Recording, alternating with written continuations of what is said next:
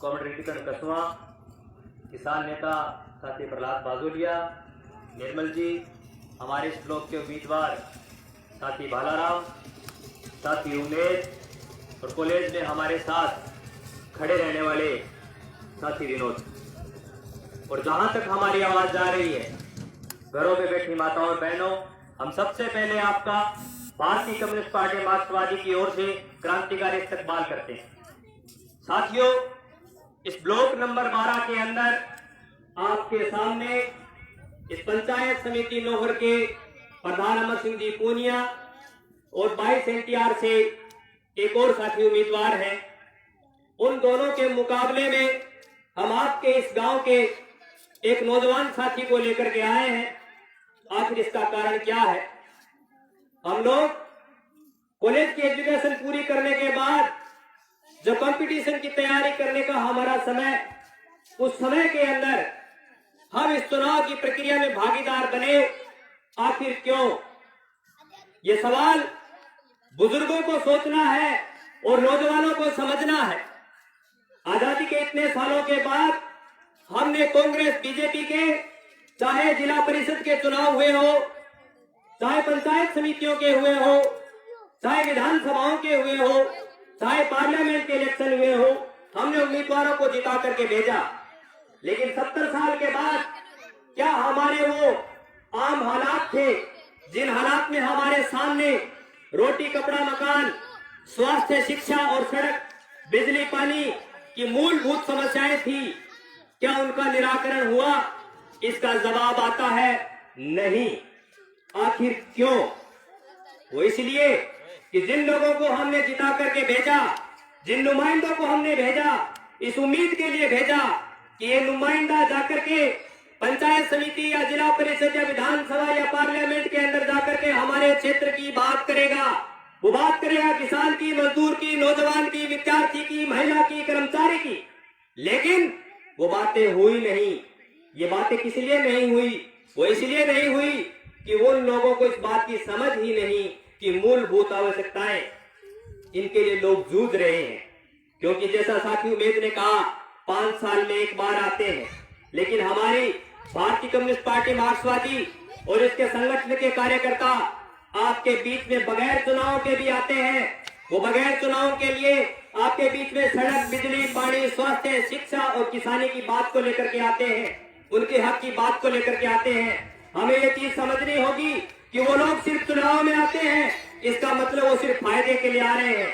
हम बगैर चुनाव के आपके बीच में आकर के बात करते कि किसान की समस्या है, नौजवान की समस्या है, इसका मतलब आपको ये समझना चाहिए कि आपका सच्चा हितैषी कौन है।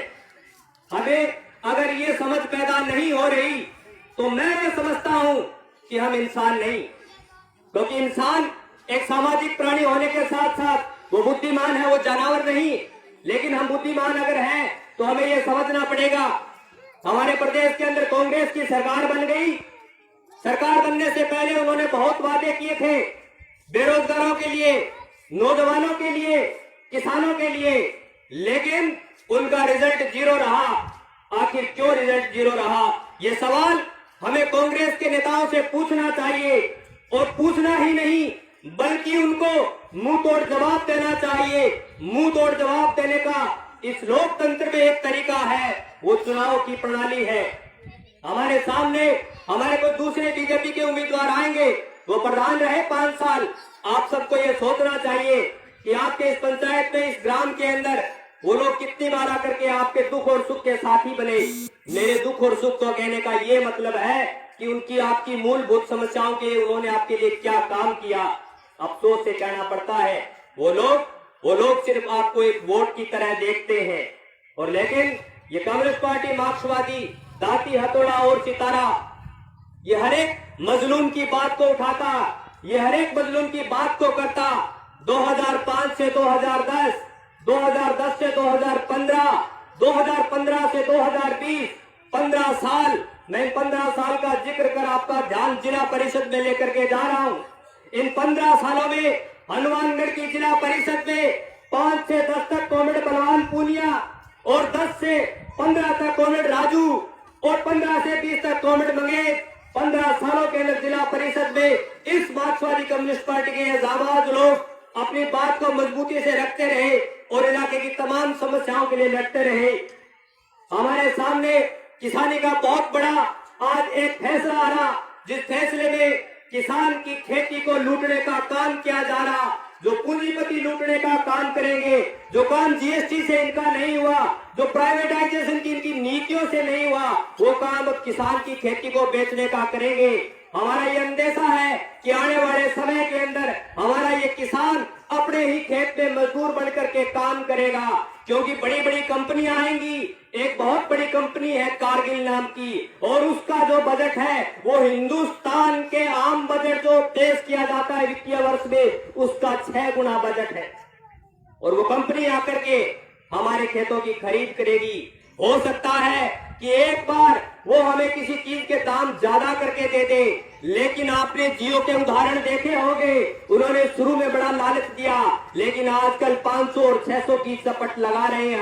हमें इस बात से सीख लेनी चाहिए।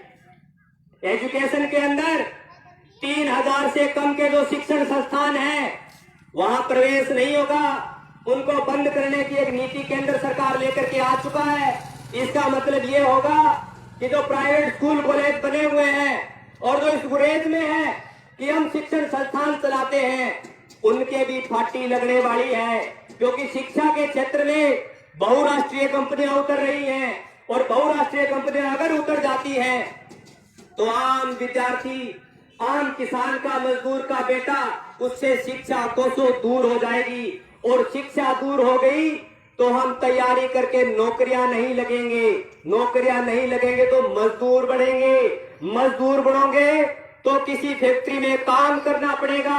और अभी मजदूरों के कानून में संशोधन कर दिया, 8 घंटे काम को लेकर के 1800 के अंदर, मैं सन 1800 की बात कर रहा हूं, शिकागो के अंदर मजदूरों का आंदोलन हुआ था, गोलियां चल गई थी, मांग एक थी, 8 घंटे काम निश्चित करो, उसको 12 घंटे करने का काम कर रहे हैं। मनमाने तरीके से जब चाहेंगे कंपनियों से निकाल देंगे। ये सोच के देखो उसके बाद हालात क्या होंगे। ये कोरोना आया, लोग कंपनियों से बाहर आ गए, लाले पड़ने लगे, प्राइवेट स्कूलों में पढ़ाने वाले टीचरों को रेडियां लगानी पड़ी। नॉर्वे इसके उदाहरण है, जाकर के भगत सिंह चौक की रेडियो का मुआयना करके पूछ लेना, मेरे ख्याल से आपको 2 टीचर मिल जाएंगे, और जो बोलने में इंग्लिश फर्राटेदार बोलते हैं, लेकिन रेडियां लगानी पड़ रही है। ये हालात क्या है, इन हालात को समझने की कोशिश करो। मेरे यहाँ इस गांव के बीएड के विद्यार्थी, लड़के और लड़कियां बीएड करते थे, उनसे पूछो उनके सामने कैसी हालात पैदा हुई थी। बीएड के अंदर ऐसे सर्कुलर आ गए थे कि उनको अपने स्कूल से, अपने क्षेत्र से बाहर दूर दूर के स्कूलों में जाना पड़ता था टीपी के लिए। उसके खिलाफ उन बच्चों ने लड़ाई लड़ी, हम उनके साथ खड़े थे। हम ये बातें आपको इसलिए कह रहे हैं कि आपके सच्चे हमदर्द का आपको मुआयना करा रहे हैं। अगर आप मुआयना कर सको, कांग्रेस और बीजेपी सांपनाथ और नागनाथ है, अगर इसका फर्क आप लोग नहीं समझ पाए तो निश्चित रूप से आने वाले समय के अंदर आने वाली पीढ़ियां आज के वर्तमान की पीढ़ियों को कोसेंगी कि आप लोग उस समय खामोश क्यों थे, आपके मुंह पर चेपी क्यों लगी हुई थी। वो आपसे सवाल करेगी और आपके पास जवाब नहीं होगा। अगर उसका जवाब देना है तो आप एक बात को याद रख लो कि सवालों से गिरे हैं जवाब चाहिए, जवाब नहीं तो इनकलाब चाहिए। और इनकलाब की अगर पूरे हिंदुस्तान में कोई बात करता तो भारतीय कम्युनिस्ट पार्टी मार्क्सवादी लाल झंडा करता। क्योंकि हम लोग शहीद आजम भगत सिंह और उन तमाम क्रांतिकारियों की उस विरासत को लेकर के आज भी चल रहे, जो विरासत ये कहती कि गोरे अंग्रेजों के जाने के बाद काले अंग्रेजों से इस मुल्क को आजाद कराना, आने वाले समय के अंदर इस देश का नौजवान किसान खुशहाल रहे, उसकी खुशहाली के लिए काम करना, वो विरासत हम लोग लेकर के चल रहे, वो लड़ाई लेकर के चल रहे। लेकिन इस लड़ाई को मजबूत करने का काम सिर्फ हमारे कहने से नहीं हो, उसको मजबूत करने का काम आप तमाम लोगों को करना होगा। आपके बीच में हम इस ब्लॉक से हमारे कम्युनिस्ट पार्टी मार्क्सवादी के हमारे कॉलेज में और किसान मजदूरों के आंदोलनों में हमारे साथ रहने वाले साथी भालाराम को लेकर के आए हैं। दांती, हथौड़ा और सितारे का निशान जो मजदूर किसान का निशान है, उसको लेकर के आए हैं। हम शिक्षा से बदलाव की बात करते हैं, हम उसको लेकर के आए हैं। कुछ लोग कहते कि आप लोग अगर जीत भी गए प्रधान नहीं बनेगा।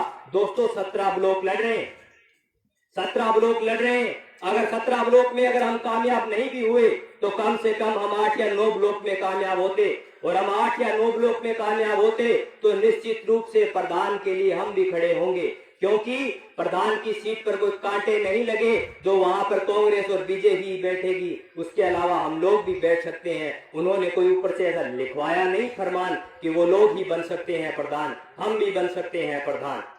हम भी इस इलाके की, इस पंचायत की, इस चुनाव की राजनीति की फिजा बदलने के लिए आ रहे हैं। कुछ समय पहले कुछ लोग कहते थे, जब आंदोलन करते थे, कि कामरेड आंगो तो काम ही रोड़ो मचानो, आंगो तो काम ही दरी बिछानो। आप देख लो बीजेपी और कांग्रेस दोनों दरी लेकर के घूम रही। कांग्रेस का एमएलए, सिटिंग एमएलए, जो ये बात कहते थे कि काम तो राज से होते हैं, उनको तंबू क्यों लगाना पड़ा, ये सवाल है। ये तंबू इसलिए लगाना पड़ता है कि काम करवाने के लिए आंदोलन करने पड़ते हैं। वो बीजेपी जो कुछ दिन पहले आंदोलन कर रही थी एसडीएम कार्यालय के आगे, वो तो कहते थे कि काम से राज से काम होता है, दरी लेकर के आंदोलन करके तो अपने कर्म निभा रहे अलग ही प्रकार के। उनको क्यों करना पड़ा? वो इसलिए करना पड़ा कि इस इलाके के अंदर हमने हमारे संघर्ष के बलबूते पर बीजेपी और कांग्रेस के बड़े नेताओं को और बड़े मुंह वाले नेताओं को हमने दरियों पर ला करके छोड़ दिया, उनको मजबूर कर दिया कि किसान और मजदूर की बात करने के लिए सड़क पर आना पड़ेगा। लोहिया जी कहते थे कि अगर सड़कें खामोश हो गई तो संसद आवारा और बदचलन हो जाएगी। वो यूं ही नहीं कहते थे, वो इसलिए कहते थे कि अगर आम आदमी की बात लगातार उठती रहेगी तो संसद और विधानसभाओं में आम आदमियों के लिए काम होते रहेंगे। अगर आवाज उठना बंद हो गई तो वो फैसले सिर्फ और सिर्फ पूंजीपतियों के हित में होंगे, जो सिर्फ और सिर्फ जोंक की तरह मजलूमों का खून चूसने का काम करेंगे। मैं ज्यादा समय आपका नहीं लूंगा, हमें आगे भी एक कार्यक्रम में जाना है। मैं अपनी बात को यहीं खत्म करूंगा। आपने मेरी